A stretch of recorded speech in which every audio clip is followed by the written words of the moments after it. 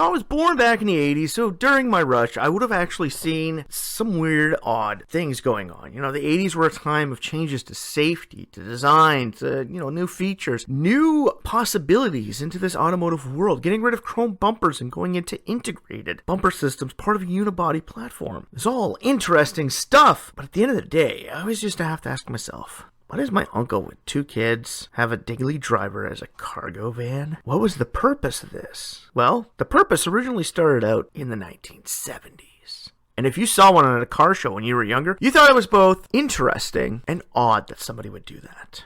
Really, who in their right mind would look at a Ford Econoline van and say, I can make that look cool? Well, there are people out there that do think that, and those people brought us the world of aftermarket van. And that is what we'll be talking about today on the AutoLooks podcast.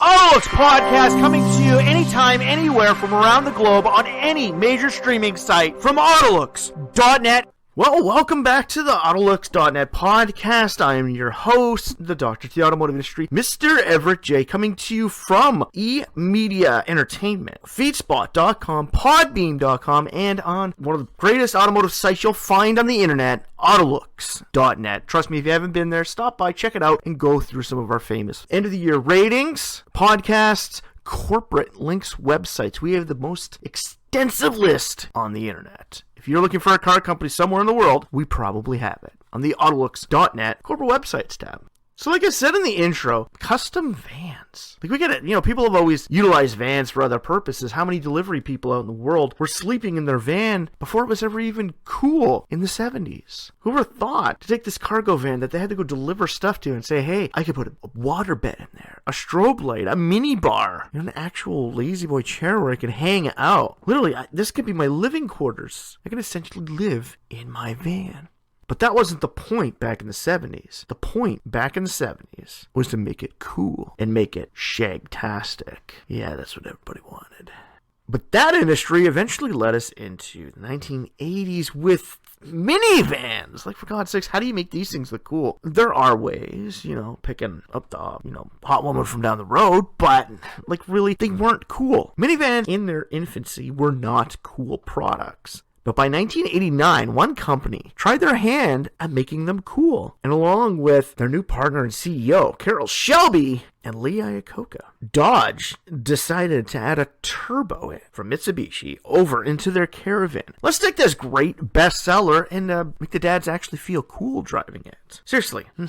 Not everybody thinks a minivan is cool, and some of the people that are forced to drive them, they don't think they're cool either. So let's make it better. The Turbo Caravan with the 5-speed. A standard minivan? Like, we've heard of those before. But with a turbo? Is that cool? Huh, it sure is. And even though the original marketplace never took off until the late 90s, but doing any aftermarket modifications and tuning to minivans, mostly imported, but some domestic. The aftermarket world of vans didn't hit the North American marketplace big at all. To this day, we don't have some great products that Ford has on the other side of the world. In Europe, in Asia, on the other hand, MPVs were big in the 90s, just like they were in the United States. But people over there, well, they don't have full-size trucks, so a lot of people use vans to tow around stuff. But, when you're pulling your sweet-ass Ford Focus RS to the racetrack to go slide around, do you really think you want to look good in the vehicle you're coming in? In North America, they get these big, Ram 3500 diesels in the Laramie package. Like, it oozes leather and chrome and luxury. Some of these people are taking these things, dropping them right to the ground and making them a little bit cool. Like, trucks can be lowriders too. But what about our vans? During the 90s, Ford took a look at it and saw the European marketplace and how some people were adding lowering springs, adding some more power, making them look cool and make them faster. We got the arrival of the Ford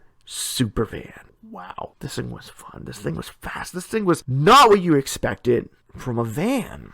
But Ford wanted to make it look cool and wanted to make it inspire people. Essentially, Ford in their Supervan helps create the MPV market of the 90s. They wanted to take minivans, or in European marketplaces, multi-person vehicles, or MPVs, and make them look good, make them fun, make them cool. Well, over in Asia, they got tons of these tall hatches or, the key cars. Products like the Mitsubishi Delicia, the Ford Tank, the Honda Stepwagon. These were products that a lot of people in Asia had. Like, their marketplace is pretty big with vans. Because when you're limited on space to park things, a lot of people don't own a lot of vehicles. It's not like the North American marketplace where you have this sprawling acres with this huge driveway. Even in the suburbs, you can fit 4 vehicles into. So, like, these people in these major cities that are still buying vehicles aren't looking at any of that. They're looking at the one vehicle they need, the one vehicle to do it all. Today that has changed, but back then, people were looking at vans, tall hatches, crossovers. And like we said, we wanted them to be cool. And in Asia, especially Japan, they want these things to look cool because tons and tons of people buy them. So they created sport versions of it. Over in Europe, you get sport models, Formula editions, AMG lines, all backed by major companies. The aftermarket industry was there, but people needed to see it. These amazing key vans were, inspiring people. They're saying, hey, I don't need a Nissan GTR to look good and fly around. I can fit me and 4 other people, minimum, into my tiny little cargo van that's decked out with all the top stuff. And hell, I got more interior room. I could do even more. Whereas in the 70s, water beds and strobe lights and mini bars. We get now into the late 90s and early 2000s, we get PlayStations. We get an Xbox. Hell, later on, we could play Wii.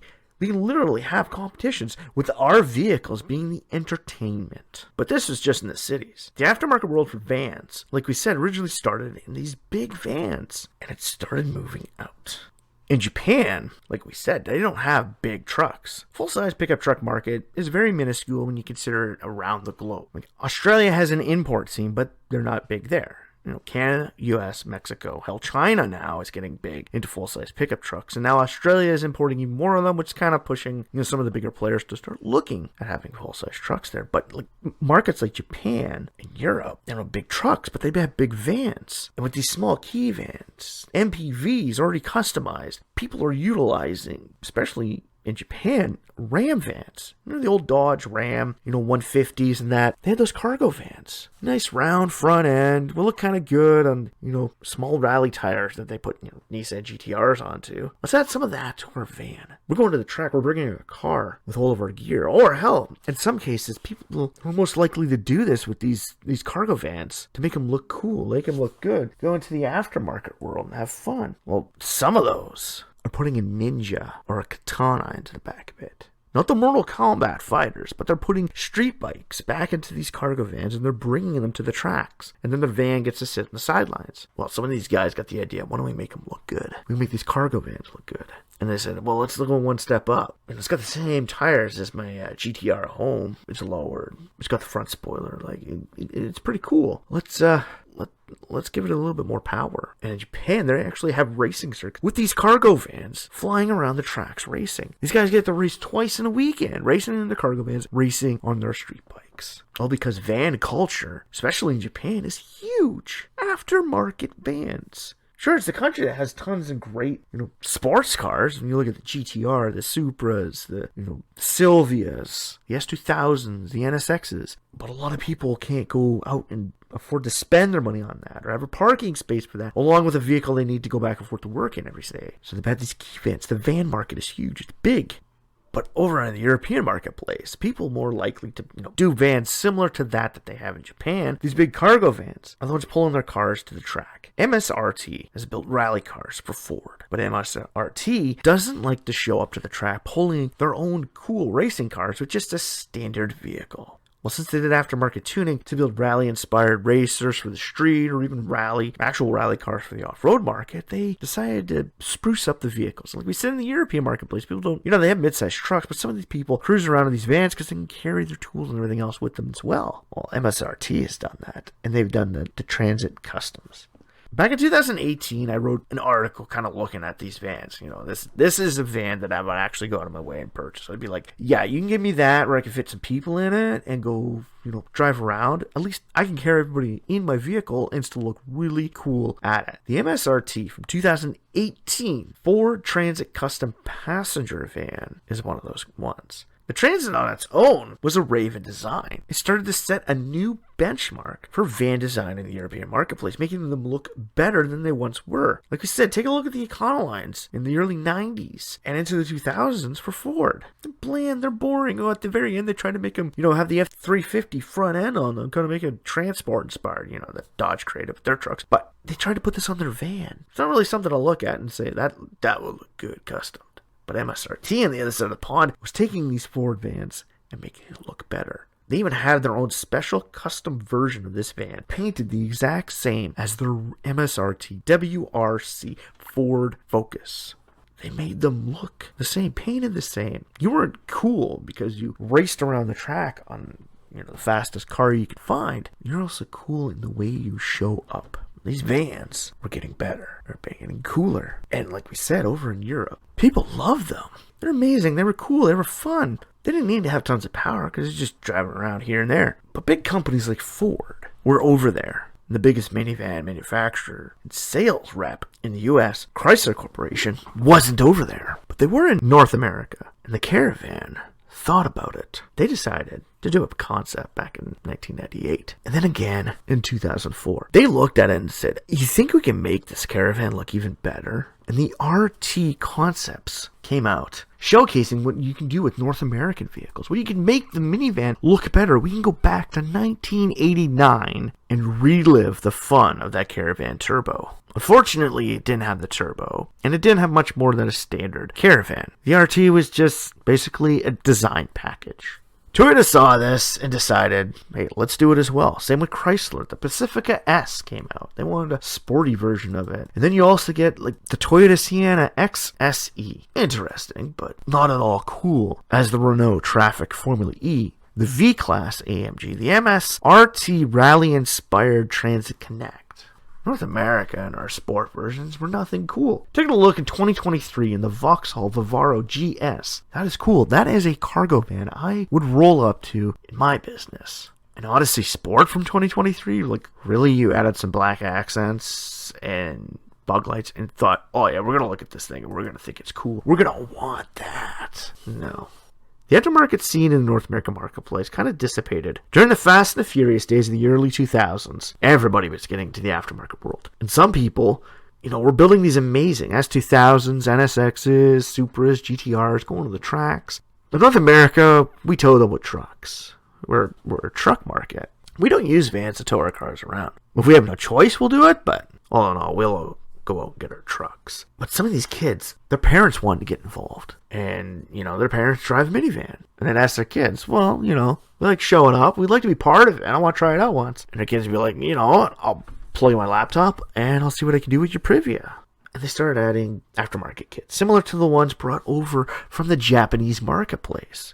You're getting body kits, lowering springs, full suspension for racing, low riding, cruising, body kits, colors, graphics, anything you can think of from the aftermarket world that you can buy and literally put on your Honda Civic in your backyard, you can do to these vans as well. The market never shot off like it did in Europe and Asia, but with more North American sport-inspired vans, we're kind of here. It's kind of cool. And in the early 2010s, out comes this music video. It's on the net. Hell, you can even find shorter versions of it on TV. But a well-known rapper from the 90s and into the early 2000s, who was a big guy behind, the plays of Fast and Furious back in the day when the franchise was taking off, Mr. Busta Rhymes drops a beat and does a commercial called the Swagger Wagon. What was a Swagger Wagon? Swagger Wagon, in the music video, is a Toyota Sienna XSE. It is a sport-inspired cruiser for a van. It's not major aftermarket modifications to it. It doesn't even have an aftermarket name. But dropping the sick beats from Busta Rhymes in this music video, hell, anybody would hear the song and go, yeah, I want a Swagger Wagon. And I want that model because I don't want to look like a tool driving this van just because, I got to bring around a few more kids or more junk inside of it. Or in Japan, they customize these cars and they turn a Noah from Toyota into the GR Sport to go fast around the back tracks. Hell, even going drifting in the mountains. These things are built for fun. The European marketplace is made to look good. And in North America, they're just vans. The minivan market was dying out by these days when the Swagger Wagon music video came out. So the industry never truly blew up in the North American marketplace. But that's also because minivans are on their way out. European and Asian marketplaces, not as big as they once were, but they're still there. These amazing aftermarket products to make the blandest, most boring products in the world look even better is kicking around. Sure, it's not once was waterbeds and strobe lights and mini bars that it once was. But today, where those products were made to go cruising around, either a little bit of side pipes and loud noises, or dropping it like it's hot and cruising a lowrider style like Cheech and Chong. They look cool, and they looked like it was going to be fun. Where the 60s set the stage as the shaggin' wagons for the microbuses, the 70s made those shaggin' wagons truly rockin', because don't come a-knockin' when the Vans are rockin'. Into the 80s, where Vans get fun and fast. The 90s, when they start saying, let's let mom take her grocery getter and look good in it. To the early 2000s, 2010s, and even now, aftermarket modifications to Vans is there. The marketplace is there. And is it really going to go anywhere else? Is there a future for it as we make the conversion over to autonomous vehicles and electric poweration? Yeah. Aftermarket Vans will be a thing in the future. Take a look at it, at the General Motors Cruise Omega. Cruise is one of those autonomous pods for the future. Canoe is more of an Uber-style vehicle where somebody buys it and can shuttle around as many people. A miniature bus dedicated to going point to point. Well, who's going to want to own one of these things? Think about it. If I had to get a job where I'm an Uber, driving around, picking up people, do you think I want to do it in a standardized looking canoe? Or do you think I want to drop it like it's hot? Put some big tires and wheels, some hydraulics, along with the fully well done interior, color coordinated, and nice and fuzzy. Yeah. We could make this the party wagon. If we really want to get into it, we can enter other industries and make it a true shaggin' wagon, but no. The aftermarket industry is going to be there for this industry. Autonomous pods are going to need to look good too. Eventually, you're going to get that one person who buys it for a business who really wants to make a statement and say, I want this to look good. Similar to that, how some European transport drivers add customized features to their transports. Custom autonomous multi-person vehicles are the future of this industry. Because as we've seen before, the aftermarket industry is alive and true in every part of the automotive world. Vans may not seem like the number one thing you want to customize, but it is there. And there is a market for it. If you can have a car show every year called Van Stock, then the market still exists. I don't know about you, but I haven't heard of coupe stock or convertible stock lately. But Van Stock's still kicking. So all in all, the aftermarket industry is abundant in every part of the segment. Nearly every style of vehicle will has an aftermarket version of it. And similar to that of CUV aftermarket, Vans are not one of those high priority marketplaces where everybody wants to get into and make these things look amazing and great. It's a van, for God's sakes. I bring me and my 30 kids in it. I bring me and, my work buddies in it. I bring me and, the party office in it. It's not something cool. It's not something fast. It's not something you think of when you want to look cool. But there's always going to be that one person who wants to be different. And that's why this aftermarket version exists in the world today. Because of people like the father I saw going down a main throughway in the province of Quebec. And his license plate said, Dad's Toy. Is a 2006 Honda Odyssey dropped right to the ground. Wide wheel flares for larger tires and bigger rims. Blacked out windows painted in a nice sandy gold color. Now, this thing was decked out. This is like something I looked at, and when it came by me, I said, that is cool. I want that. I don't care if it's a minivan. Because of people like that, this market is going to be around for a long time. So if you like this podcast, please like, share, and comment on any of the major social feeds. Check us out. We are there. And if you want to try and find me, the host of the AutoLooks podcast, send me an email at autolooks.net. Want to find out more about the podcast? Want to find out how to be a sponsor? How to support us? Email us at email@autolooks.net. Well, we hope you've enjoyed listening to the AutoLooks podcast, a production of Ecom Entertainment and the AutoLooks.net website. You can find us on all major social media platforms, from Facebook to Twitter to Instagram and even Tumblr. We are there under the AutoLooks or AutoLooks.net name. Share us on any of the major social feeds. Help us get out there. Leave us a comment and tell us how we did on any of the social feeds or streaming sites. Because the more you get the word out there, the more we get out there, and the more we can help everybody else in this big, amazing automotive world.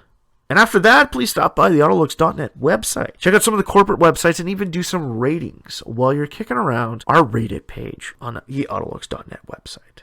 Though for myself, Everett J, the whole AutoLooks team here, strap yourself in for this one fun, pretty cool ride that the minivan aftermarket will take us on.